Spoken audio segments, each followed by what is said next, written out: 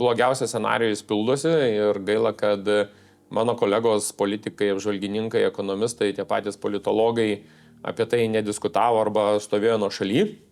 Dabar jau puikiai jie supranta, kiek Trumpo sprendimas, ne kiek jo, bet įtakotos aplinkos pradėti karinę intervenciją su Iranu, kiek kenkia pačiai Amerikos ekonomikai. Aišku, jo fondai laimi ten, aš matau, ką jie žaidžia, tai ten viskas man aišku, bet kartu kiek kenkia pačiai Europai.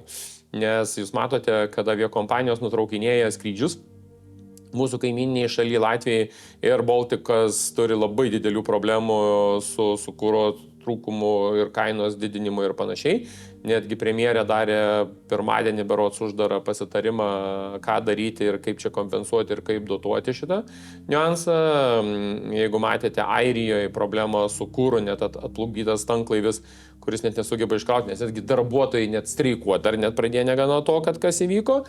Tai matome, kad Izraelio vaidmuo duodant nurodymus Amerikai yra akivaizdus ir jau net ir tie didieji Izraelio fanatikai, Amerikos fanatikai, jie jau labai aiškiai sako, kad ne Amerika vadovauja Amerikai, o Izraelis vadovauja Amerikai. Taip kaip pas mus sako, kad Europa vadovauja Lietuvai arba išrinktieji, tai dabar yra taip, kai Netanyahu pasako Trumpui, tai taip ir yra. Tai va, čia aš manau, kad šitas naratyvas, kuris yra dabar jau vis plačiau pradedamas studijuoti, analizuoti, jis aš manau, kad įgaus pagreitį ir tarpiniuose rinkimuose lapkričio mėnesį respublikonam gali būti paskutiniai rinkimai ir teks laukti dar 4 metus, kol galės išrinkti.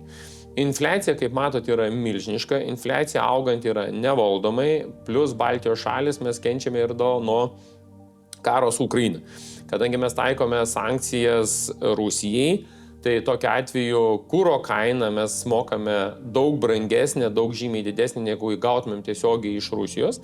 Jeigu šiandieną nebūtų karo 22 metais startavęs su Ukraina, tai mums Iranas būtų 100 metų be 100 metų, tai nes tiek dujas, tiek naftos produktus mes drąsiai, tranzitas drąsiai, nes mes prekybiniai santykiai, 14 gal jau irgi reikėtų gal taip sakyti, tai ta situacija koregavosi ir keitėsi. Tai čia dar yra ne pabaiga.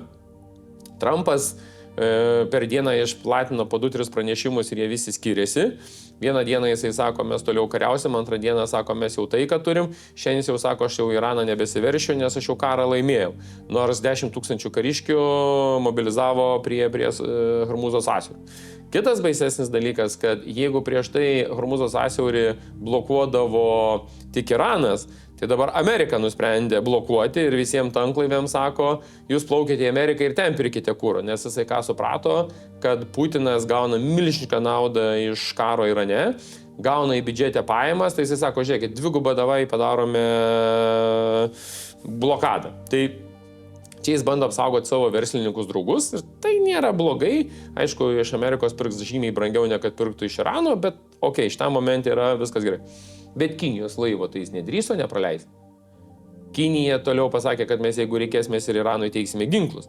Tai netgi, kai pasakė rusai, kad mes galime priimti prisodrintą uraną ten ar 60, kiek ten 80 kg, tai Iranas pasakė, žiūrėkit, šiandien dienai ne uranas mumis gelbsti, ne branduolinė bomba, o gelbsti paprastas eilinis dalykas. Uždaryk Hormūzo sąsiaurį ir pusę pasaulio arba 5/5 pasaulio parkrisit ant žemę.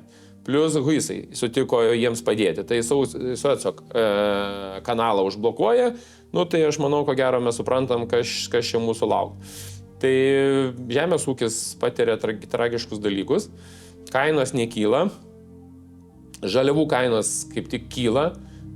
Dizelinio kuro kaina šiandieną jau yra apie €52, 53, buvo €43. Tai praktiškai vos ne dvigubai nuo 85, nuo 95 euro centų, buvo aišku €16, bet kaina tai yra jau nebedekvati, trečdaliu, jeigu taip reikėtų sakyti, kaina kyla. Tai bijau, kad parduotuvėse mes tas kainas pamatysim, nepaisant to, kad Seimas mes priėmėm tą akcizo įstatymą, sumažinom, kuris įsigaliojo nuo balandžio 16 dienos, nes prezidentas pasirašė, jis įtakos dėlės neturės. Tai ateinantį savaitgalį Važiuosiu kaip tik į Lenkiją, ten pasicikavyti, pasižiūrėti, o kaipgi ten turėjo kainos, kūro kainos įtaką pačiai ekonomikai.